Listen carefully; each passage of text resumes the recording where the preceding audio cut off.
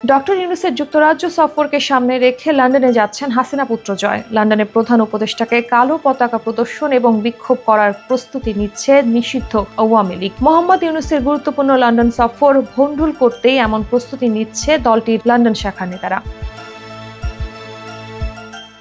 British রাজা চার্লসের হাত থেকে সর্বোচ্চ সম্মাননা কিং চার্লস হারমনি অ্যাওয়ার্ড নিতে 10 জুন লন্ডন সফরের কথা আছে ডক্টর ইউনূসের। শোনা যাচ্ছে তার আগেই লন্ডনে যাবেন সজীব ওয়াজেদ জয়। আওয়ামী সংশ্লিষ্টরা বলছেন লন্ডন থেকে মায়ের সঙ্গে দেখা করতে ভারতে যাবেন জয়, তবে এর আগে লন্ডনে দলীয় নেতাকর্মীদের সঙ্গে বৈঠক করবেন তিনি।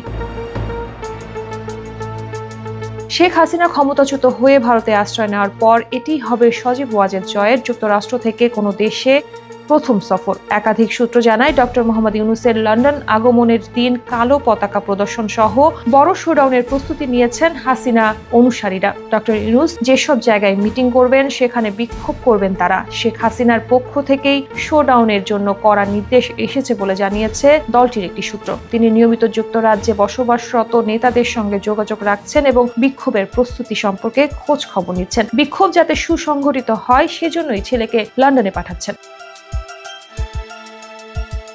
এই বিক্ষোভের মাধ্যমে নিষিদ্ধ আওয়ামী লীগ বর্তমান সরকারকে কড়া বার্তা দিতে চায়। একই সঙ্গে বিদেশে দলটির শক্তিও জানান দিতে চায়। ইতোমধ্যে যুক্তরাজ্য সহ ইউরোপের বিভিন্ন শহর থেকে আওয়ামী লীগের নেতাকর্মীদের জড়ো করার প্রস্তুতি নিয়েছে শীর্ষ নেতারা। এমনকি 5 আগস্ট পরবর্তী সময়ে অসংখ্য নেতাকর্মী পালিয়ে যুক্তরাজ্যে আশ্রয় নিয়েছেন। তারা এখন লন্ডনে দলীয় কার্যক্রমে সক্রিয়। কেউ কেউ প্রকাশ্যেও আসতে শুরু করেছেন।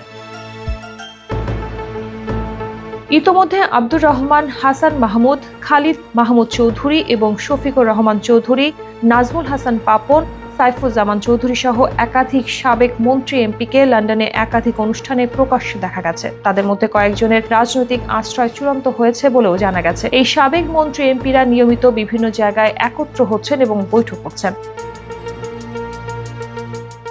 এদিকে সরকারি সূত্রে জানা গেছে ডক্টর মোহাম্মদ ইউনূসের 9 জুন যুক্তরাজ্যের উদ্দেশ্যে রওনা করে 10 জুন লন্ডনে পৌঁছাবেন। রাজপরিবারের পক্ষ থেকে 12 জুন রাজা নিজে অ্যাওয়ার্ডটি তুলে দেবেন ডক্টর মোহাম্মদ ইউনূসের হাতে। তিনি লন্ডন থেকে ফিরবেন 13 জুন। রাজা চার্লসের অনুষ্ঠান ছাড়া বাকি সব জায়গায় ডক্টর মোহাম্মদ ইউনূসকে কালো পতাকা দেখানো হবে। এয়ারপোর্ট এবং যে হোটেলে তিনি অবস্থান করবেন সেখানেও বিক্ষোভ করবে নিষিদ্ধ ঘোষিত দলটি।